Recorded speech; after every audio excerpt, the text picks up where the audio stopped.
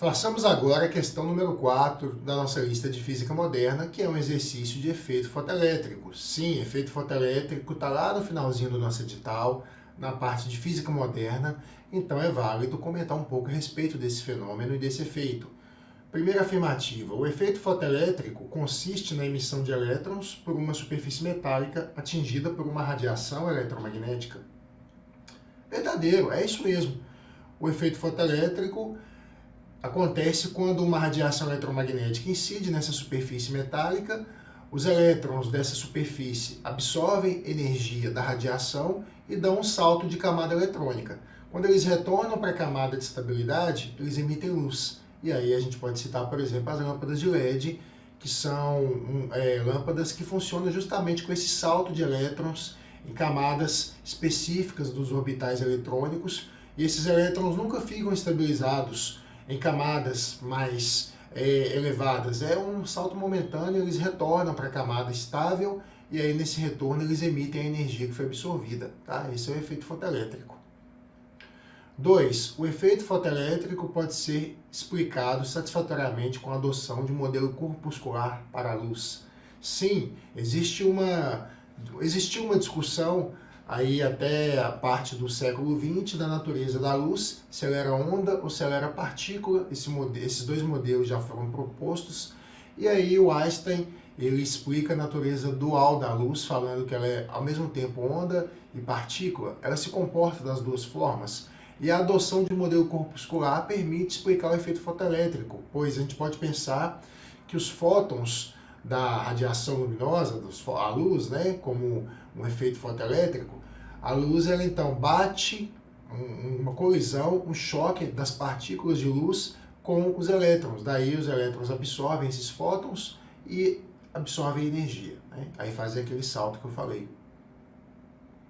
Uma superfície metálica fotossensível somente emite fotoelétrons quando a frequência da luz incidente nessa superfície excede um certo valor mínimo, que depende do metal. Verdade, é a função trabalho. O elétron ele está num orbital, né? Temos então um núcleo atômico e as camadas eletrônicas. O elétron ele se encontra estável em órbita nessa camada, mais próxima do núcleo. Estou pegando aqui como exemplo o átomo do hidrogênio.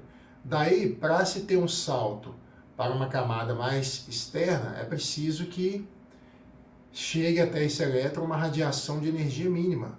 É essa energia, calculada pela fórmula energia igual a constante de Planck vezes frequência, que será transferida ao elétron, e o elétron poderá dar saltos definidos. Ele poderá ir para a segunda camada, ou dependendo da energia, ele poderá ir para a terceira camada, mas nunca ficar entre uma e outra camada. Ele só pode ir para a camada específica, ou ele fica na camada que já está. Ele nunca fica no meio do caminho.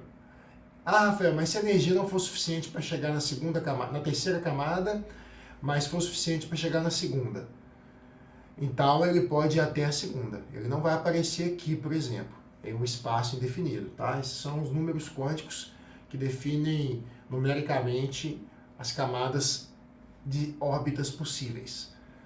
Então a terceira também é verdadeira, né? Existe uma energia que tem que exceder um certo valor mínimo, que depende desse metal, para o elétron dar esse salto de orbital, tranquilo?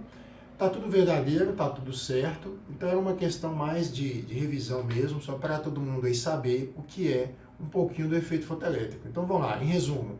O efeito fotoelétrico é a absorção de energia pelo elétron, energia que vem da radiação eletromagnética.